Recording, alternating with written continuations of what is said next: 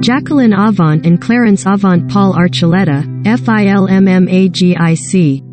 A 30-year-old man pleaded guilty Thursday to the murder of philanthropist Jacqueline Avant, the wife of legendary music executive Clarence Avant.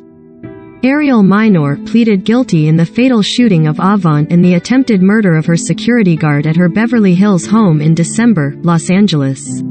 County prosecutors said. Minor also pleaded guilty to possession of a firearm by a felon and 2 counts of burglary. He is scheduled to be sentenced on March 30th and could be sentenced to up to 170 years in prison, prosecutors said. This crime continues to shock the conscience, District Attorney George Gaskin said in a statement.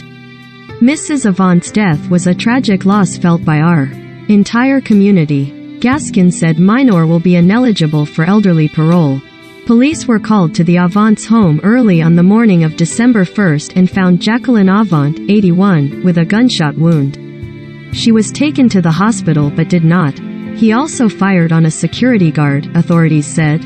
Neither the guard nor Clarence Avant was hurt. An hour later, Los Angeles police officers arrested Minor, a parolee who had shot himself in the foot at a home in the Hollywood Hills about 7 miles, 11.27 kilometers away. He was arrested for burglary and hours later was tied to the Avant shooting.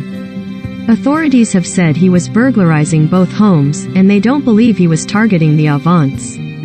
Jacqueline Avant was a longtime local philanthropist who led organizations that helped low-income neighborhoods, including Watts and South Los Angeles, and was on the board of directors of the International Student Center at the University of California, Los Angeles.